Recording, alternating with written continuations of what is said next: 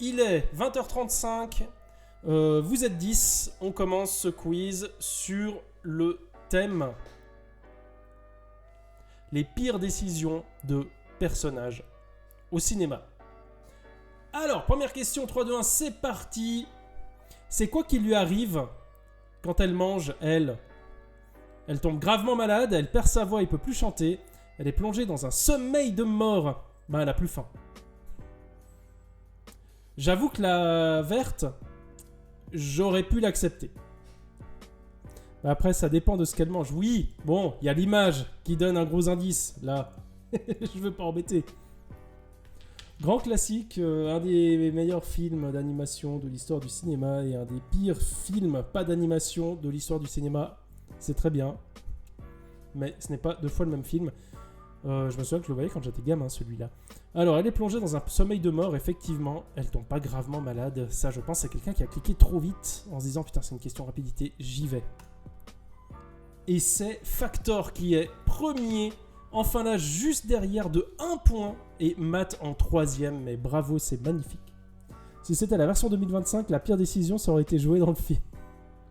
J'avoue que c'est compliqué. J'avoue que le film est compliqué. Je l'avais un petit peu défendu à l'époque, mais il a mal vieilli dans ma tête aussi. Comme à peu près tout le monde.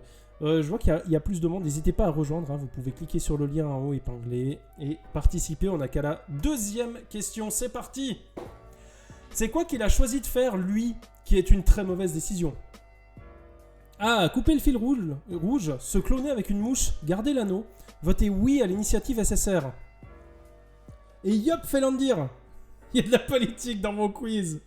Oh là là.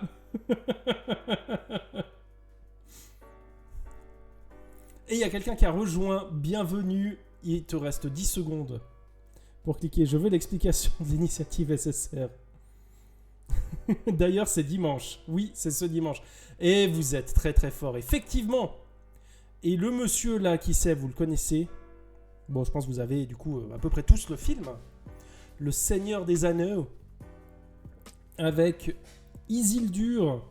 Exactement. Bien joué, C16. Qui au moment où il peut détruire l'anneau, il va le garder. Ce qui va déclencher des guerres, des morts, etc. C'est pas joyeux. C'est à cause de lui que Boromir va mourir, par exemple. Que la comté va être toute détruite, mais seulement dans le livre, pas dans les films, etc., etc., etc. Je préfère les films en noir et blanc. Ah, désolé Aurélien, il n'y en a pas ce soir, je crois. Alors qu'il y en avait un il y a 2 semaines en arrière. En effet, une décision bien nulle. Ouais, c'est quand même une des pires décisions de ne pas avoir détruit l'anneau. Bon, c'est aussi une des meilleures, ça a créé une trilogie incroyable. Et l'initiative SSR, c'est un truc sur lequel on vote le peuple suisse... la semaine prochaine, où en gros on paye une redevance TV, etc. Enfin un truc qui en gros soutient les médias, notamment les médias publics. Et on paye, je sais plus, 350 balles environ par année chaque citoyen, et une proposition pour diminuer à 200 balles. Voilà. Et moi, en étant journaliste, je me dis, c'est pas fou. Parce que concrètement, ça fait que ça va être encore plus compliqué pour les journalistes, tout simplement. Et ça va donner plus d'importance aux chaînes privées qui n'ont pas forcément les mêmes obligations de scrupules que des chaînes publiques. Voilà. Isildur, c'est un GOAT en vrai. Il a vaincu Sauron quand même. Ouais, c'est vrai qu'il a pas fait. Il y a été le gars. Je suis d'accord, c'est 16. On oublie quand même de lui donner ça. C'est important l'audiovisuel public. C'est pas faux. C'est important, effectivement. Alors, qu'est-ce qu'on a ? Oh là là, il y a Ori, C16, Cinémarchiviste, Zartec, tout le monde qui grimpe, mais Factor qui reste en tête. Bien joué. Non pas pour les journalistes honnêtes seulement. Tu sais ce qui te reste à faire. On voit ce que ça donne en France, la domination croissante des chaînes privées. C'est quelque chose que nous, on regarde en Suisse avec intérêt. On se dit, waouh, c'est quand même un sacré truc. D'ailleurs, c'est marrant, les pubs ici, justement, il y a des pubs justement pour voter non à cette initiative. Il y a aussi des images de Trump, d'Elon Musk, etc. Pour dire, si on vote oui, les médias vont ressembler à ça. C'est dire la mauvaise image que ces gens ont par chez nous. Question suivante. On ferme le volet politique et on part sur... C'est quoi le vœu nul qu'il fait, lui ? Ah, devenir énorme, devenir un génie tout-puissant, devenir le maître de l'univers, devenir le maître du feu. Il fait un vœu tout nul et ouais, Vous êtes fort, il devient un génie tout-puissant. Pourquoi c'est nul comme vœu? Pourquoi c'est une très mauvaise décision qu'il a prise en demandant ce vœu? Et on grandit en savant, on regardait souvent la TSR. Oh, tellement c'était aimé que la télé. Ah, c'est drôle. Et moi, je parle des années 80. Ah ouais. Je ne regardais pas la télé dans les années 80. Je n'existais même pas. On voit ce que ça donne en France, ouais. Alors, vous vous souvenez pourquoi c'est nul qu'il fasse ce vœu? En devenant un génie, il s'est enfermé dans la lampe. Tout seul comme un con. Oui, exactement. Mais scénaristiquement, c'est une bonne idée. Il sera enfermé dans une fucking lampe à huile. J'aime beaucoup comme vous décrivez les actions. C'est vrai que le méchant qui devient un truc tout puissant qui est enfermé dans une lampe à huile, quand tu prends un peu de recul et que tu réalises vraiment ce que tu dis quand tu dis ça, ça a une dimension quand même assez folle. Et Factor, il est on fire, toujours en première place. Cinémarchiviste qui grimpe deuxième, qui est on fire aussi. Hein. Il a des réserves de 2 quiz en tout cas où il n'était pas. Et voilà, le hubris en anglais. Comment dire en français? Quand un personnage est vaincu par son désir. Bah, son hubris, ouais. Ça se dit, je crois, en français aussi. Et voilà. Par son ambition. Il a été aveuglé par sa propre ambition. Allez, question suivante. C'est quoi qu'on leur dit de surtout pas faire à eux et qu'ils font quand même? Je me souviens plus ce que c'est. Ah oui! Est-ce qu'ils mettent des crucifix partout? Est-ce qu'ils utilisent une table de Ouija? Est-ce qu'ils ouvrent la porte au prêtre? Est-ce qu'ils dorment la porte ouverte?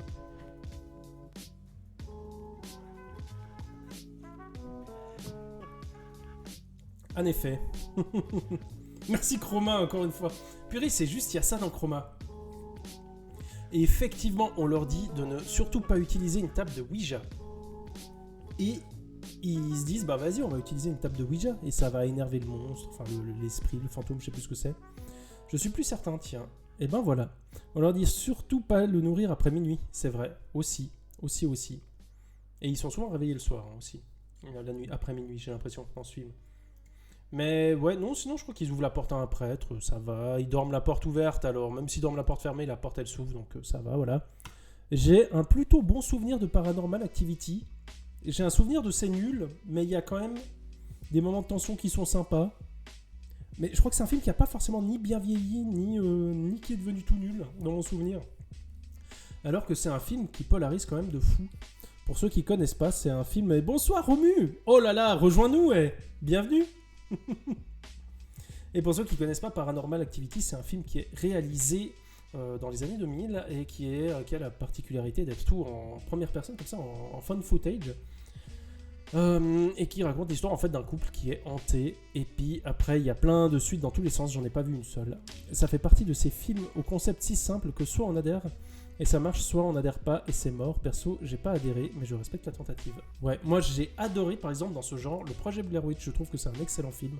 Je le défends volontiers tout plein. C'est pas facile pour un couple d'être hanté.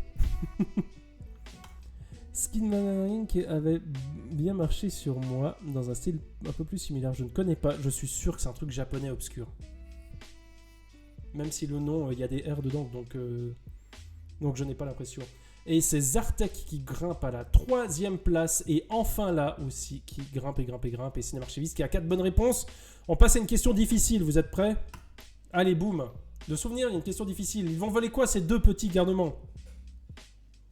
Ah, la thune du grand-papa, l'ordi de l'école, le casse-croûte d'un chef de chantier, la croix d'une église. On passe sur un truc plus difficile. Et je crois que c'est la question la plus dure du quiz, mais je suis même pas sûr. Non, je pense qu'il y a un ou deux trucs tordus. Il y a une ou deux questions qui sont irrépondables parce que c'est des questions bêtes et blagues, quoi. Ah, celui-là, je l'ai pas vu. Et vous êtes... Il y a une personne qui l'a eu, je suis impressionné. C'est quand même un film qui est pas complètement méconnu, hein. J'ai mis un moment à reconnaître les 2 gosses. C'est bien Armageddon Time? C'est exactement Armageddon Time. C'est moi, mais évidemment. Ah bah c'est bien, il y a plein de gens qui n'ont pas vu Armageddon Time. C'est un film de James Gray. Qui est très chouette. Qui raconte l'histoire de 2 jeunes qui se font amis dans une école. Donc un jeune black et puis un jeune juif. On suit l'histoire plutôt du point de vue du jeune juif. On est dans les années 70, non, années 80, parce qu'il y a un ordi quand même. Et où en fait, tu retrouves vraiment, c'est avec aussi Anthony Hopkins qui joue le grand-papa du petit, etc. Donc, il est dans une famille juive, hein, si je me souviens bien. Et tu vois toute la différence de classe entre les deux qui grandissent, qui font les mêmes conneries, où lui finalement il va pas trop y avoir de conséquences, lui il y a des conséquences beaucoup plus dures, etc. Et puis c'est un peu tout un film d'apprentissage justement sur ce jeune garçon qui prend conscience de ces espèces de différentes de classes, de cultures, etc. De race entre guillemets quand on parle de racisme notamment. Et c'est assez intéressant. Puis tu vois aussi justement comment son jeune pote justement il l'attire des fois genre viens on va fumer des clopes, etc. Et où en même temps le film n'est pas du tout un film en mode oh regardez c'est terrible, etc.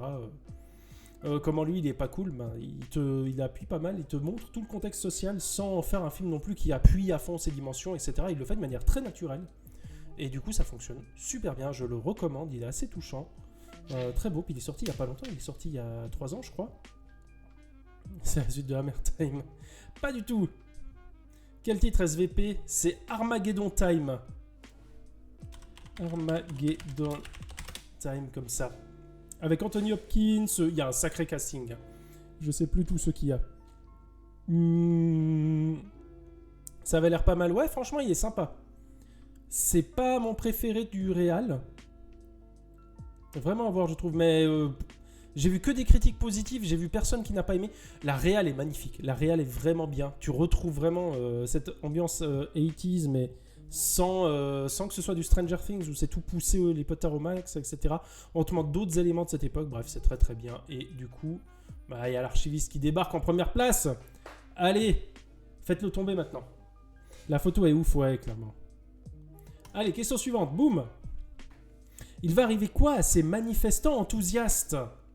Ah ah! Ils vont se faire charger par la police. Ils vont disjoncter après avoir goûté à la sangria. Ils vont se faire éliminer par des terroristes vénères. Ils vont se faire désintégrer par un énorme vaisseau spatial. Ah! Oh, vous êtes fort. Je savais pas si on les reconnaissait bien. Là, j'ai pas le film. Et je me suis dit, j'essaye de mettre les pancartes pour qu'on voie un peu, ça vous donne des idées. En pleine fête nationale, exactement, c'est Independence Day. Une scène assez ouf quand même, c'est je crois la scène qui m'a le plus marqué, en tout cas quand j'étais gamin, c'est de voir tous les gens qui montent. Et puis ça, ce personnage, c'est un des personnages qu'on suit un peu au début du film, justement. Et qui va monter sur le toit, et ils vont tous être sur le toit d'un building, justement, avec des pancartes, et puis faire « Ah, bienvenue aux extraterrestres » et tout. Et les extraterrestres, il y a un énorme vaisseau, il y a un plan très beau d'ailleurs dans la séquence que j'ai été chercher pour retrouver ça, où on voit le vaisseau qui fait vraiment la taille de New York, quoi, qui est gigantesque, et qui va les désintégrer. Pour ceux qui n'ont pas vu Independence Day, c'est l'histoire d'une invasion extraterrestre avec Will Smith et je sais plus qui c'est qu'il y a. Il y a Jeff Goldblum ou bien je sais plus, je crois qu'il y a Jeff Goldblum. Ou je confonds. Enfin bref, il y a du monde. On suit plusieurs points de vue qui essayent de faire face justement à cette invasion extraterrestre, puis on va essayer de les repousser. La spécificité des extraterrestres de ce film étant qu'ils ont des vaisseaux genre hyper grands. Et après, il y a un Independence Day 2 qui est sorti, qui a un vaisseau qui fait à peu près la taille de la planète. Ça nous a marqué le subconscient visiblement. Ouais, c'est bien, c'est bien. Après, moi, je vous présente des trucs aussi où ça a marqué mon subconscient. Il est incroyable, Independence Day. Il n'a pas hyper bien vieilli, franchement. Tu le regardes aujourd'hui, c'est très américain. Enfin, tout le truc très américain ressort. Je rappelle que quand même dans le film, le président des États-Unis va monter dans un avion pour aller attaquer les extraterrestres avec ses escouades là. Enfin voilà. Et il y a enfin là qui grimpe à la 3e place, Factor qui prend la tête. Bravo, Michael Bay quoi. C'est Roland Emmerich. Voilà. Question suivante. Boum. Comment il a cloné des raptors, lui? Grâce à des moustiques fossilisés, grâce à des os retrouvés sur une île, grâce à des impressions numériques de modèles 3D, grâce à l'ADN de dinos trouvé sur une météorite. Oh là là, vous avez été hyper rapide et hyper efficace. Et effectivement, John Hammond est très content. Bravo. Il a dépensé sans compter, ça aurait fait très de réponse, mais du coup, elle aurait été juste aussi. Il hack le vaisseau avec une vieille version de Windows, si je me souviens bien. C'est trop bien. Grâce à de l'ADN de grenouille, et c'était ça l'erreur. Ouais, on a toute la séquence avec le petit bonhomme ADN. J'ai très envie de revoir ce film, ça fait longtemps que je ne l'ai pas vu, tiens. Et j'imagine assez bien Trump prendre un avion pour aller chasser les extraterrestres d'un jour à l'autre, ceci dit. Surtout s'il n'y en a pas. Je pense qu'il y en a, il va rester planqué, mais s'il n'y en a pas, il y va, ouais. La vie trouve un chemin. Exactement, vous avez été fort, je n'ai pas besoin de vous présenter Jurassic Park. Oh, il y a quelqu'un qui a chuté, je sais pas qui. mais douloureux. Alors, question suivante, vous êtes prêts? Boum, 8ème question. Les E.T. de ce film sont complètement bêtes, car ils envahissent la Terre alors que l'eau a un effet d'acide sur eux, ils ont une technologie moins avancée, ils ne supportent pas l'air, ça les fait exploser, la gravité les cloue au sol. J'ai très mal écrit clou. Je pense que je pensais à George Clooney à ce moment-là, qui ne joue pas dans ce film. Donc l'eau a un effet acide sur eux, ils ont une technologie moins avancée, et oui, vous êtes fort, mais un petit peu plus divisé, bravo. Quel est le film? Il y a des pouces merveilleux. J'ai mal répondu, je connais très mal Jurassic Park, tant j'aime pas le film. Aïe aïe aïe. Ouais, c'est bien, ça rééquilibre, c'est Singe, exactement. C'est Signe, donc Signe, c'est l'histoire de... C'est un film de M. Night Shyamalan dont j'ai vu un film d'ailleurs tout récemment, qui raconte une invasion extraterrestre. C'est vu à partir de ces personnages justement qui suivent un peu tout ce qui se passe à la télé. C'est une famille un peu lambda qui vit dans une ferme et puis qui voit un peu tout ça arriver. C'est assez cool. Je pense le revoir bientôt pour voir si... Il a bien vieilli dans ma tête, mais c'est possible qu'en le revoyant, je vais me dire oh là là. Ok. Et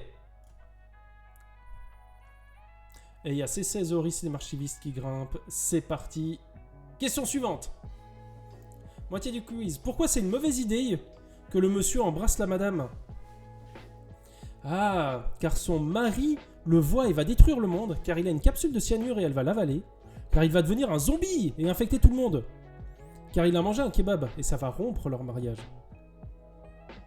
Car il a mangé kebab même, et ça va rompre leur mariage. Un bisou de l'histoire du cinéma, ce film de merde. Je suis d'accord Aurélien, je le trouve pas fou. J'en ai très peu de souvenirs. Oh, vous êtes fort.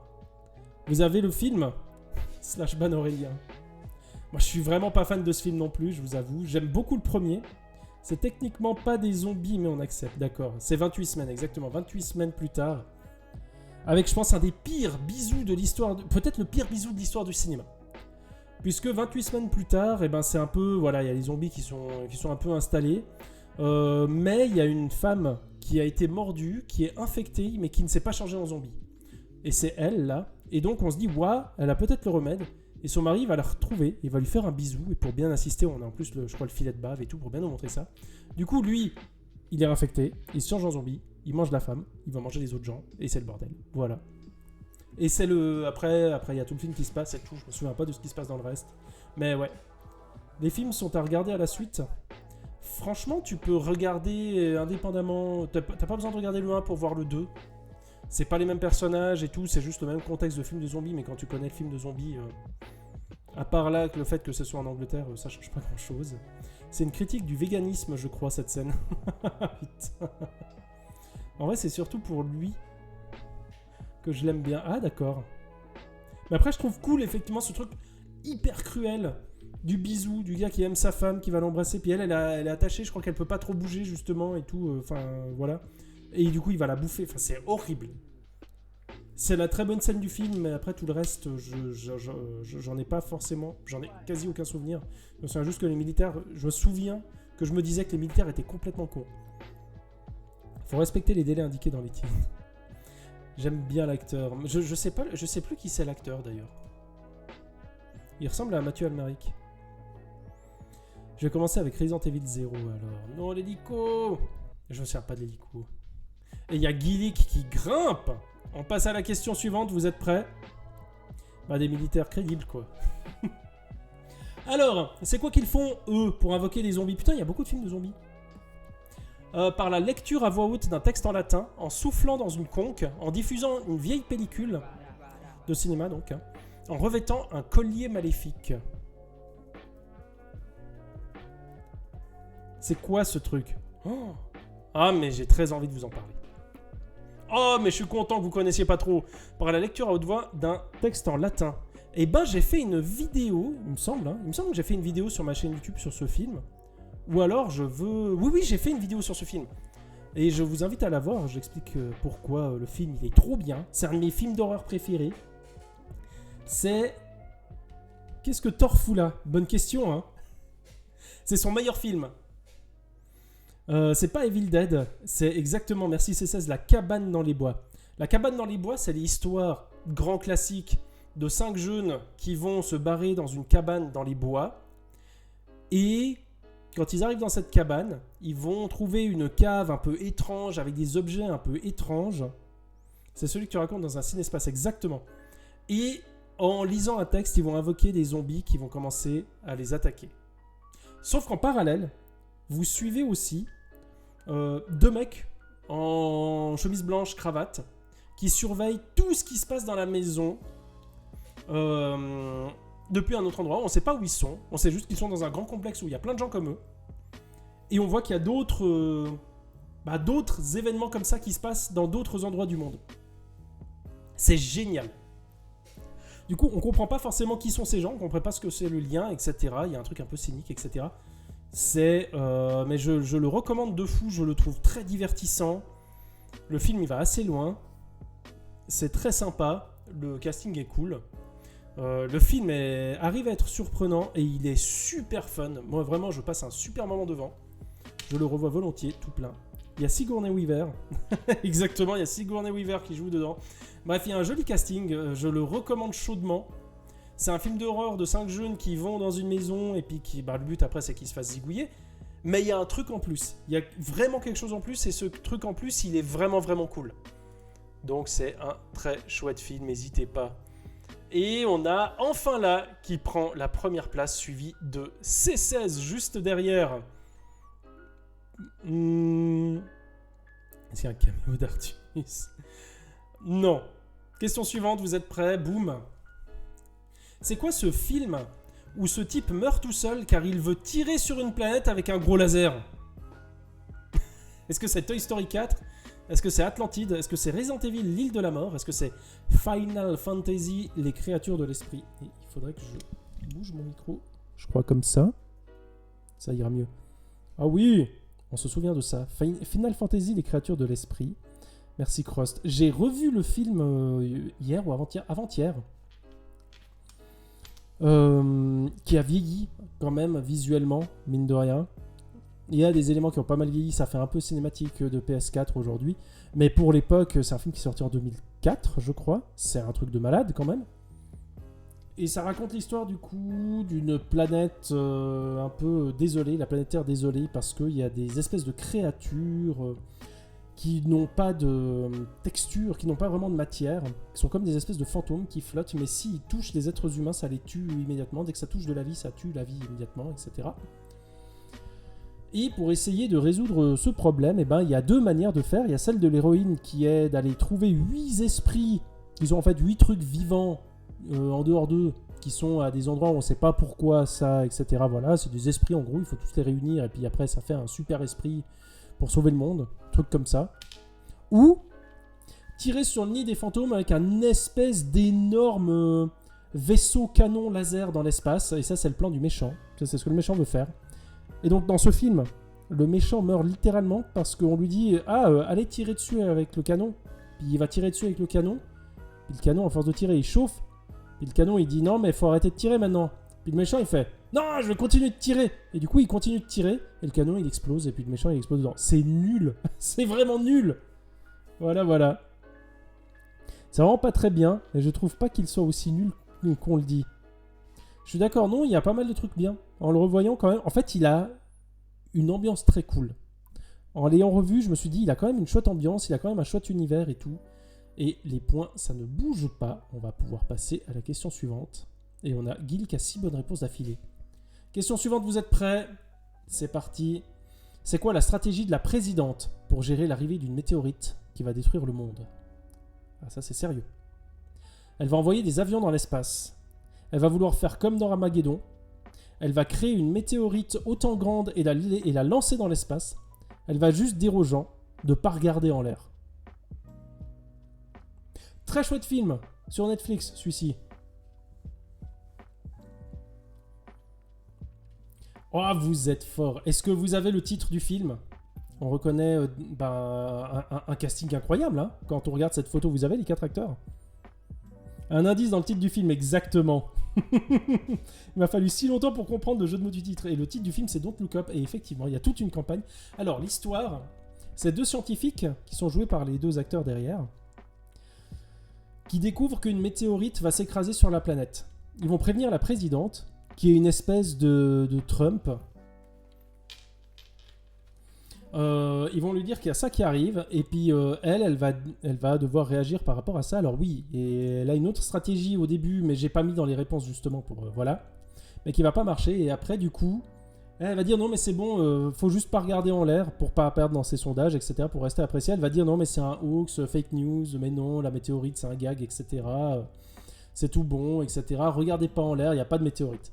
Et d'où le titre du film Don't Look Up, parce qu'il va y avoir toute une toute une politique de faut pas regarder en l'air, on va faire l'autruche en gros, entre guillemets, et les scientifiques qui se battent pour essayer de dire mais si, il se passe un truc. Et du coup t'as l'opinion publique qui est hyper divisée entre il n'y a pas de météorite, il y a une météorite, alors que c'est un truc hyper concret que les scientifiques mettent en avant, etc. C'est très très cool, très très cool comme film.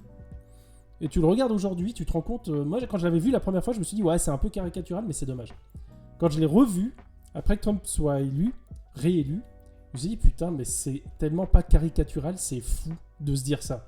Alors qu'en fait, oui, c'est complètement caricatural, mais la réalité est devenue complètement caricaturale aussi, c'est complètement fou. Dans le premier montage, le plan, c'était la météorite géante, mais on a dit à McKay, let's build a big meteorite to crash into the big meteorite coming to the us, motherfucker. C'était un trop long titre, c'est vrai. C'est vrai. Mais vraiment, casting fou, hein, avec Léo, Jennifer Lawrence. Comment il s'appelle lui? Purée, j'ai un blanc. Bon. Allez, on va mettre les points. Hop. Et ça grimpe. On passe à la prochaine question. Vous êtes prêts? Boum. Au cours de quel événement tragique ces personnages meurent? Durant une roulette russe à 6 balles sur 6, durant le repas du fugu cru, durant une bataille d'essence qui a mal tourné, durant un match de Volcano Polo. Timothée. Oui, c'est juste. Il y a Timothée Chalamet aussi. Surf Ninja. Et non. Oh, que 3 l'ont eu, mais c'est trop bien. Ce film, les gens, c'est un film de Ben Stiller, il me semble. En tout cas, avec Ben Stiller qu'on voit ici. Et il me semble que c'est de Ben Stiller aussi. Qui est très bien, qui est l'histoire. Alors ça, je le recommande, hein, c'est une comédie qui est trop cool. C'est complètement con, c'est génial. C'est Ben Stiller qui est un mannequin, hyper beau, hyper classe, mais qui va se retrouver avec un mannequin plus jeune, qui est joué par Owen Wilson, qui est hyper beau, hyper classe aussi. Voilà, c'est Zoolander, exactement. Et du coup, lui, il va un peu être en remise en question de ouais, mais finalement, à quoi ça sert d'être mannequin, tout ça, etc. Et puis, il va devoir régler un peu ces espèces d'inquiétudes. Et il est très bête. Et en parallèle de ça, il y a un méchant qui veut assassiner le Dalai Lama ou quelque chose comme ça pendant un défilé de mode. Parce qu'en fait, il a découvert qu'il pouvait très facilement endoctriner les mannequins pour exécuter, pour devenir des machines à tuer complètement lobotomisées, parce qu'en fait, ils sont déjà complètement cons, donc c'est beaucoup plus facile de les lobotomiser pour faire des actions illégales. C'est très drôle, et effectivement, à un moment donné, ses potes, là, Ben Stiller est déprimé, ses potes vont lui dire oh mais viens, on sait comment te remonter le moral, on va faire une bataille d'essence. Et du coup, ils vont, littéralement, t'as une scène où ils vont dans une station-service, et ils commencent à s'asperger d'essence pour et tout machin, puis t'en as un qui s'allume une clope et puis ils meurent tous. Et voilà, c'est trop bien. Et t'as le discours du coup de Ben Stiller à l'enterrement qui dit c'est un jour tragique, ce jour où quelqu'un comme moi perd ses 3 meilleurs amis dans une bataille d'essence. Comment on aurait pu voir ça venir, etc. C'est de l'humour comme ça, quoi. C'est très bête. Marrant, je me rappelle pas du film, mais très bien de cette scène. Elle est incroyable, cette scène, ouais. Il y a plein de moments comme ça, très cons. Mais cette scène-là, elle est incroyable. Oh, ça bouge pas. Eh ben, bien. Bravo les gens un peu plus bas, du coup, qui l'ont eu. Et on passe à la question suivante. Qu'est-ce qu'ils font de vraiment bête, eux? Est-ce qu'ils coupent tous les fils de la bombe? Est-ce qu'ils se cachent derrière des ballons de baudruche pendant une fusillade? Est-ce qu'ils sautent d'un immeuble sans rien du tout pour amortir la chute? Est-ce qu'ils marchent comme des bonhommes sur un sol électrifié? Et je précise qu'ils meurent, hein. Les deux. C'est pas Bad Boys. Mais c'est un film avec Mark Wahlberg et Will Ferrell, je crois. Et ici, on voit Samuel Jackson et The Rock. Effectivement, putain, bien joué, vous êtes fort. C'est Very Bad Cops, exactement. On aurait eu 2 Adam McKay d'un coup. Ah, c'est aussi Adam McKay, Very Bad Cops, ok. Very Bad Cops, c'est sympa. Mais il y a une scène, en fait, qui fait que le film est génial. Après tout le reste du film, vous n'avez pas besoin de le voir. C'est qu'en fait, les 2 personnages principaux, qui sont incarnés par Will Ferrell et Mark Wahlberg, il me semble, ils sont un peu la risée du commissariat et tout. C'est des gars qui ont jamais trop rien accompli. Et les 2 là, par contre, c'est trop les stars, c'est-à-dire The Rock et Samuel L. Jackson. Qui genre ils réussissent tous, c'est des super flics et tout. Puis à un moment donné, il y a une course-poursuite où ils sont sur un toit d'immeuble, puis ils voient l'ennemi courir en bas, puis ils font on y va, puis ils sont ouais, puis ils sautent.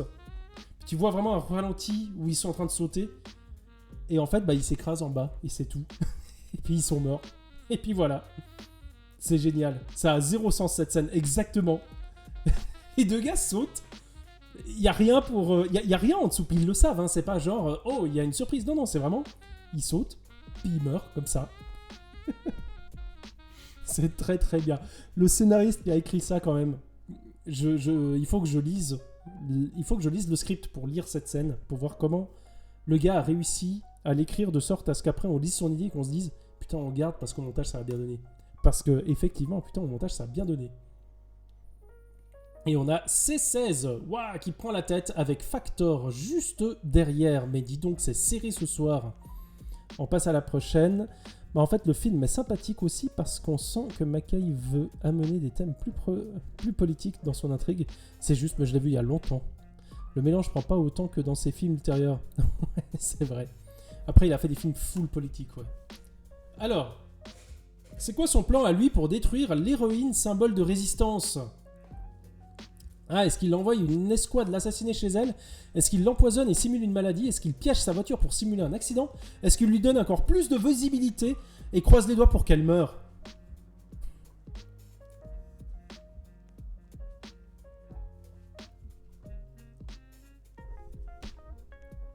Donc c'est quoi son plan à lui ? Ça a l'air d'être Hunger Games, exactement. Et c'est quand même un des plans de méchants les plus pourris du monde. C'est-à-dire qu'il y a un personnage, c'est devenu un symbole, et lui, il dit il faut la tuer. Et alors, comment il peut la tuer ? Ben, est-ce qu'il envoie simplement des tueurs, etc. Non, parce qu'il se dit ouais, mais il faut pas que ça devienne une martyre. Donc, ce que je vais faire, c'est que je vais mettre quelqu'un qui a une grande valeur symbolique. Je vais lui donner encore plus de visibilité. Puis après, je vais la remettre dans les jeux. Puis on espère qu'elle meurt, quoi. Il y a des types qui vont avoir vraiment pour but de la tuer. Et bon, c'est quand même vachement moins sûr que si juste tu fais autre chose. Moi, ça m'a rendu fou. Autant le premier film, ça allait encore. Le deuxième, mais je crois que j'ai vu les 2 films en plus en conférence presse. Le premier, c'était ma première conférence presse, c'était marrant. Et du coup, j'ai dû aller, et puis j'ai dû mettre mon téléphone dans un sac plastique qui a été gardé à l'entrée et tout. Après, j'ai vu le film, j'en suis sorti, j'ai fait, bon, c'était pas incroyable, mais bon, l'univers est quand même cool, il y a des trucs sympas. Le deuxième, quand vraiment le méchant il arrive, il fait mince, elle est trop populaire, comment faire pour qu'elle soit plus populaire ? Ah, je sais, je vais la mettre encore plus à la télé. J'ai explosé. Et je me suis dit, mais ça n'a aucun sens tout ça, c'est complètement fou. Et il y a C16 qui s'envole encore devant. C'était Hunger Games. Voilà. Question suivante, boum. À qui ce monsieur s'en est pris et va le regretter beaucoup. À Jet Li, à Jean-Claude Van Damme, à Arnold Schwarzenegger, à Chuck Norris. Et on est sur un chef-d'œuvre du cinéma que s'il y a encore Remu, il doit être content. On voit Chucky en fond, exactement. Encore faut-il le reconnaître. C'était aussi si vous cliquez trop vite, eh ben vous le ratez. On reconnaît sa moumoute. Ah, c'est bien. Je mets les pieds où je veux, Little John, et c'est souvent dans la gueule. Ce film, est-ce que quelqu'un a le film ? Parce que ça, c'est énorme. Moi, je l'ai, attendez. Est-ce que je vous le trouve ? Je vais essayer de vous le trouver, juste un instant.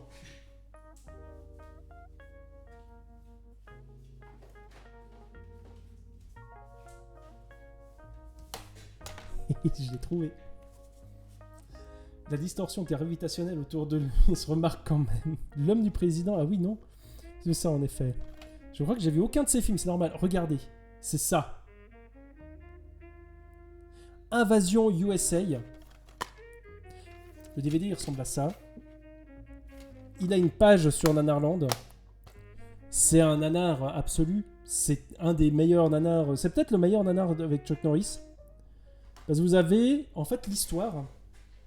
C'est Chuck Norris qui est chez lui tranquille. Je sais plus, il fait pas grand-chose.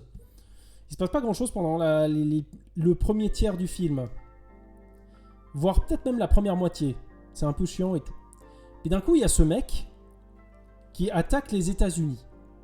Attaquer les États-Unis, ça veut dire arriver en bateau, avec plein de bateaux, débarquer comme un débarquement de Normandie, avec plein de mecs qui sont tous des clichés d'un film de droite. Alors, tu vois vraiment des personnages islamistes qui débarquent avec, j'ai pas le nom, mais avec les vêtements vraiment typés, des gros blacks qui arrivent, etc. C'est un festival. Et ces gens débarquent sur la plage, attaquent les États-Unis. Et Chuck Norris entend ça et il va les taper. Et la deuxième moitié du film, ouais, ils ont tous des turbans favoris, c'est absurde. La deuxième moitié du film, c'est littéralement un méchant qui va poser une bombe dans un magasin. Chuck Norris arrive et il prend la bombe et puis il la colle sur le méchant et il le fait exploser. Pendant ce temps, ailleurs, il y a un méchant qui détourne un bus scolaire. Et là, il y a Chuck Norris qui apparaît et qui le bute. Chuck Norris, c'est Dieu dans ce film. Il se téléporte dans tous les États-Unis pour sauver les États-Unis. Vous voyez, le méchant, il a un bazooka dans les mains. Chuck Norris, il arrive derrière et aucun souci. C'est peut-être le film Chuck Norris le plus Steven Seagalien des films Chuck Norris. C'est-à-dire qu'il se prend aucun coup, il est jamais en danger, il a jamais un problème. Il vit sa vie, il est bien. Et vous avez été fort. Bravo. Ok, tu m'intrigues. Il tape le communisme et les gentils gagnent. C'est un peu ça, voilà. C'est un peu ça. C'est complètement nanar. On peut se le mater un soir en live, hein, si vous voulez. Moi, ça me fera plaisir. Faudrait juste que je regarde quand même un coup avant s'il n'y a pas des boobs partout non plus. Parce que c'est ce genre de film un peu... où ça m'étonnerait pas qu'il y ait des paires de boobs gratos à l'écran. Donc, il faut juste regarder ça. Voilà. Question suivante. C'est parti. Où vont se réfugier ces gens qui font face à des zombies? Putain, beaucoup de films de zombies. Hein. Dans une morgue, dans un champ de mine, dans un cimetière, dans un crématoire. Et ça, c'est dans Cross aussi, en fait. Je m'en rends compte. Donc, il y a des gens qui font face à des zombies et qui vont se réfugier dans une morgue, dans un champ de mine, dans un cimetière ou dans un crématoire. Est-ce que c'est pas vraiment une belle idée de merde? Et effectivement, ils vont se cacher dans un cimetière. Un tiers du quiz, c'est les films de zombies.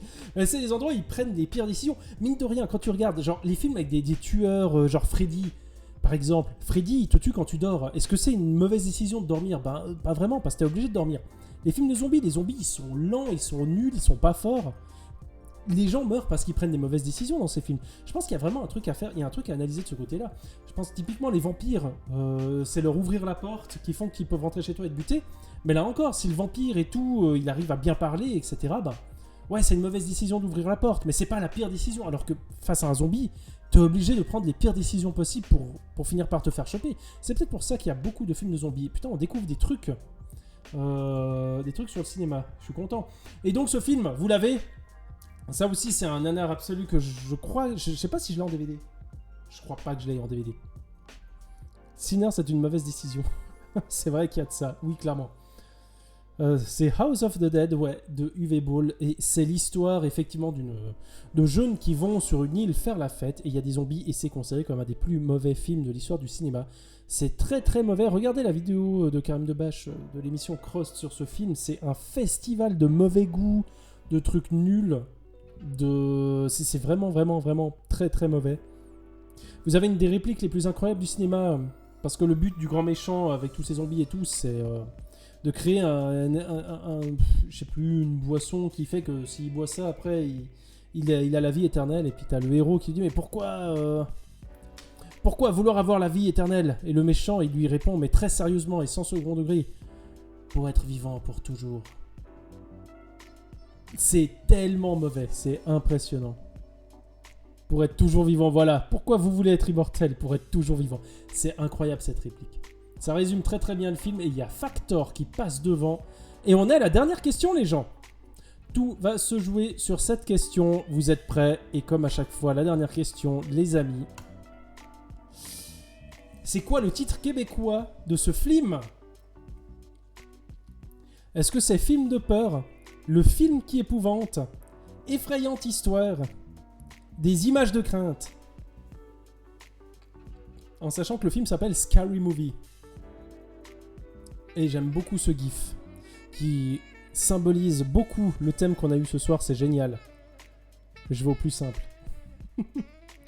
Film de peur, le film qui épouvante, effrayante histoire, des images de crainte. Et bravo, effectivement. Moi aussi j'aurais cliqué sur effrayante histoire franchement.